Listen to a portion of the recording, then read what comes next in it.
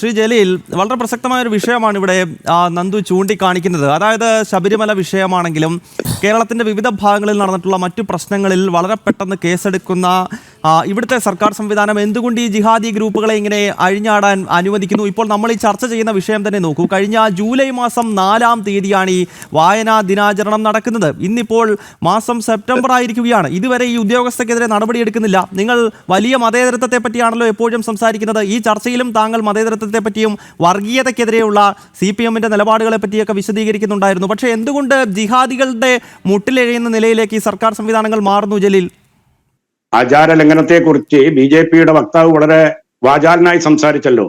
ആ വൃത്തം തിരിഞ്ഞു നിൽക്കുന്ന തരത്തിലുള്ള വൽക്കരത്തില്ലങ്കേരിയെ ഈ ലോകം കണ്ടതാണ്. അതുകൊണ്ട് ഈ കേരളീയ പൊതുസമൂഹത്തെയും ഇടതുപക്ഷ പ്രവർത്തകരെയും ഒന്നും BJP-ക്കാര് ഈ ധർമ്മശാസ്താവിന്റെയും ശബരിമലയുടെ ദർശനങ്ങളെ സംബന്ധിച്ച് പറയണ്ട. അല്ല, പറഞ്ഞു തരട്ടെ.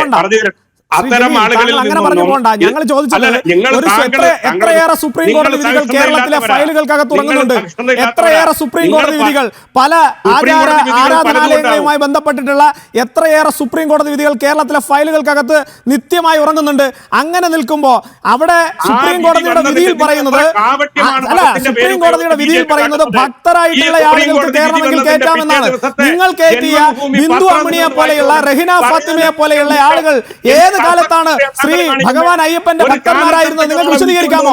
CPM-ന്റെ ഏതെങ്കിലും ബ്രാഞ്ച് സെക്രട്ടറിമാർക്കും CPM-ന്റെ ഏതെങ്കിലും താഴെക്കിടയിലെ പാർട്ടി ക്ലാസുകൾക്കകത്ത് വന്നിരിക്കുന്ന ചില ആളുകളെ തലയിൽ മുണ്ടിട്ട് കയറ്റിയിട്ട് നിങ്ങൾ ഞങ്ങളെ പഠിപ്പിക്കാൻ ഇറങ്ങണ്ട.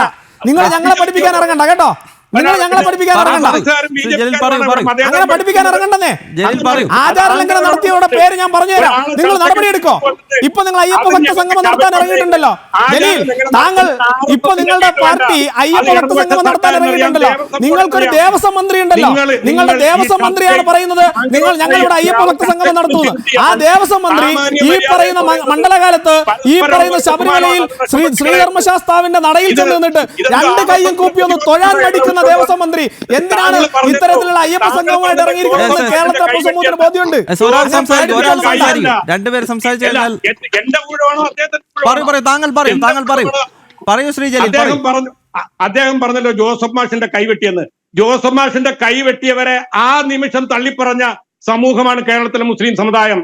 അന്ന് കേരളത്തെ മുഴുവൻ ഞെട്ടിച്ചുകൊണ്ട് ജോസഫ് മാഷിന്റെ പേര് പറഞ്ഞിട്ട് ഒരു പോസ്റ്റർ ഇടാൻ കഴിയില്ല. എന്റെ പൊന്നു, അതിന്റെ താഴെ മുസ്ലിങ്ങൾ വന്ന് ഇപ്പോഴും കൊലവിളിയാണ്. നിങ്ങൾ ഏത് ലോകത്തെ ജീവിക്കുന്നത്? നിങ്ങൾക്ക് ധൈര്യമുണ്ടോ? നിങ്ങൾ ജോസഫ് മാഷെ പ്രകീർത്തിച്ചിട്ട് ഒരു പോസ്റ്റർ ഫേസ്ബുക്കിലോ ഇൻസ്റ്റാഗ്രാമിലൊക്കെ ഇട്ട് നോക്ക്. മുസ്ലിങ്ങൾ വന്ന് അതിന്റെ താഴെ വന്ന് കൊലവിളിക്കാൻ നിങ്ങൾക്ക് കാണാം. നിങ്ങൾ ഏത് മുസ്ലിങ്ങളെ കുറിച്ചാണ് പറയുന്നത്? ഇവിടെ മുസ്ലിങ്ങളെ കൊണ്ടുവരുന്ന കാര്യമില്ല. ഇവിടെ മുസ്ലിങ്ങളെ കൊണ്ടുവരുന്ന കാര്യമില്ല. ഇവിടെ സർക്കാർ വർഗീയത കാണുമ്പോൾ അതിനെ ഇടപെട്ട് അതിനെ തടയേണ്ട ബാധ്യതയുള്ള സർക്കാർ ഒരു വശത്തേക്ക് മാത്രം ചെരിഞ്ഞുകൊണ്ട് നിലപാടുകൾ എടുക്കുന്നതിനെയാണ് ഇവിടെ ചൂണ്ടിക്കാണിക്കുന്നത്. അത് പറയുമ്പോൾ അത് മനസ്സിലാക്കാതെ നിങ്ങൾ അത് മുസ്ലിങ്ങളുടെ തലയിലേക്ക് ഇട്ടിട്ട് ഓടാമെന്ന് വിചാരിച്ചാൽ അത് നടക്കില്ല. ഓക്കെ, അത് നടക്കില്ല. ഇത് സർക്കാർ തലത്തിൽ സെക്യുലർ ആയിട്ട് നിൽക്കേണ്ട ഒരു സംഗതിയിൽ ഇതുപോലെ മറ്റുള്ള ആളുകളെ മാത്രം ഒരു മതവിഭാഗത്തെ മാത്രം ചൊറിയുക, അതിനെ മാത്രം ഇവിടെ വിമർശിക്കുക എന്നുള്ള നിലയിലേക്ക് കാര്യങ്ങളെ കൊണ്ടെത്തിക്കുക എന്ന് പറയുന്നത് അത് ശരിയല്ല. അത് ഇവിടെ നടക്കില്ല. അത് സെക്യുലർ സമുദായങ്ങൾക്ക് സെക്യുലർ ആയിട്ടുള്ള സംവിധാനങ്ങൾക്ക് ചേർന്നതല്ല എന്ന് തന്നെയാണ് നമ്മൾ ഇവിടെ പറഞ്ഞു വെക്കുക. മതനിന്ദ എന്ന് പറയുന്ന സാധനം തന്നെ ഇവിടെ എടുത്ത് കാട്ടിക്കളയുന്ന സാധനമാണെന്നാണ് നമ്മൾ പറയുക. അത് നമ്മളിവിടെ സ്ഥാപിക്കണം. എന്താണ് മതേതരത്വം, എന്താണ് ജനാധിപത്യം എന്ന് താങ്കൾ ഈ രാജ്യത്ത് ആർക്കും എന്താണ് മതേതരത്വം എന്ന് പറഞ്ഞാൽ ഇസ്ലാമിൽ എന്താണോ ഹറാമായിട്ടുള്ളത് അതാണ് ജനാധിപത്യം. ഇസ്ലാമിൽ എന്താണോ ഹറാമായിട്ടുള്ളത് അതാണ് മതേതരത്വം. കൂടുതൽ പഠിപ്പിക്കണ്ട. ഓക്കെ, കൂടുതൽ പഠിപ്പിക്കണ്ട. അത്രേ ഉള്ളൂ. ഇസ്ലാമിൽ ഈ രണ്ട് സാധനം ഹറാമാണ്. ബുദ്ധിയിൽ ഞാൻ പറഞ്ഞുതരാം. ബുദ്ധിയിൽ അവർ മുൻപന്തിയില്ല. അവരെ പെട്ടെന്ന് ഈ കാക്കാമാരെ പോലെ പറ്റിക്കാൻ പറ്റില്ല. താങ്കൾ ധരിച്ചു പോയതുപോലെ ഒരു എക്സ് മുസ്ലിം ആരിഫ് ഹുസൈൻ എന്നുള്ള പേര് വെച്ചിങ്ങോട്ട് വന്നുകൊണ്ടുണ്ട് സ്വന്തം സമുദായത്തിനെതിരായിട്ട് എന്തെങ്കിലും പറഞ്ഞു കഴിഞ്ഞാൽ എനിക്കെന്തോ ലഭ്യമാകുമെന്ന് പറഞ്ഞാൽ അത്തരം വിഷയങ്ങളൊക്കെ നമ്മുടെ സ്വന്തം സമുദായത്തെ കുറിച്ചല്ല. ഒന്ന് ജലീൽ, നിങ്ങൾ ഒന്ന് സമാധാനമായിട്ട് കേൾക്കൂ. നിങ്ങളെ സമാധാനമായിട്ടൊന്ന് കേൾക്കൂ. സമാധാനമായിട്ട് കേൾക്കൂ പ്ലീസ്. കേൾക്കൂ, ഞാൻ പറഞ്ഞുതരാം. ഒറ്റ സെന്റൻസ് ഞാൻ പറഞ്ഞുതരാം. നിങ്ങളൊന്ന് സമാധാനമായിട്ട് കേൾക്കൂ. താങ്കൾ കേൾക്കേണ്ടത്. താങ്കൾ കേൾക്കുന്നില്ല സഹോദര. പറയുന്നത് കേട്ടല്ലോ. കേട്ടതിന്റെ മറുപടിയാണ് പറയുന്നത്. ഒരു കാര്യം, ഒരൊറ്റ സെന്റൻസ് 30 സെക്കൻഡ് തരൂ. സംസാരിക്കാൻ 30 സെക്കൻഡ് തരൂ. അദ്ദേഹം ഒരു 30 സെക്കൻഡാണ് ചോദിക്കുന്നത്. അതിനുശേഷം താങ്കളിലേക്ക് തന്നെ വരാം, താങ്കളിലേക്ക് തന്നെ മടങ്ങിയെത്താം. ഒറ്റ കാര്യം എനിക്ക് പറയാനുള്ളൂ. നിങ്ങൾ ഇവിടെ സർക്കാർ സംവിധാനത്തിൽ ഇരിക്കുന്ന ഒരു കൂട്ടം ആളുകൾ ഒരു ഇസ്ലാം മതത്തിനെതിരെ എന്തെങ്കിലും പറഞ്ഞു കഴിഞ്ഞാൽ എങ്ങനെയാണ് ഇവിടെ അതിന്റെ പ്രതികരണം ഉണ്ടായിട്ടുള്ളത്? അത് ഇവിടെ മുന്നേ കണ്ടിട്ടുള്ളതല്ലേ?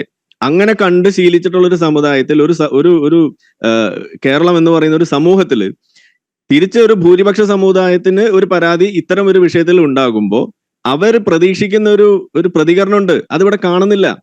അത് കാണുന്നില്ല എന്ന് ഒരു പരാതി ഉന്നയിക്കാനുള്ള എല്ലാ അവകാശവും ഈ പറയുന്ന ഭൂരിപക്ഷ സമുദായത്തിന് ഇല്ലേ? അത് നിങ്ങൾ എന്തിനാണ് അവിടെ തടയുന്നത്?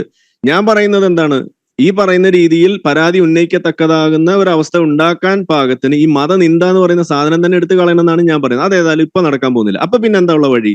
ഈ മതനിന്ദ അത് ഏത് വിഭാഗം നടത്തിയാലും അതിന് ഈക്വൽ ആയിട്ട് നേരിടാനുള്ള സംവിധാനം വേണം. പക്ഷെ ഇവിടെ കാണുന്ന എന്താണ്, ഇസ്ലാമിനെ എന്തെങ്കിലും പറഞ്ഞു അല്ലെങ്കിൽ മുഹമ്മദിനെ എന്തെങ്കിലും പറഞ്ഞു എന്ന് പറഞ്ഞാൽ ഇവിടെ ഉറഞ്ഞു തുള്ളാൻ സർക്കാർ പോലും മുന്നോട്ട് വരുന്നു. അതേസമയം ഭൂരിപക്ഷ സമുദായത്തിന്റെ ഈ കൃഷ്ണനെയോ അല്ലെങ്കിൽ ജീസസിനെയോ എന്തെങ്കിലും പറഞ്ഞു കഴിഞ്ഞാൽ അത് നമ്മളുടെ സെക്യുലർ സംവിധാനത്തിന്റെ ഭാഗമല്ലേ, അത് നടക്കില്ല.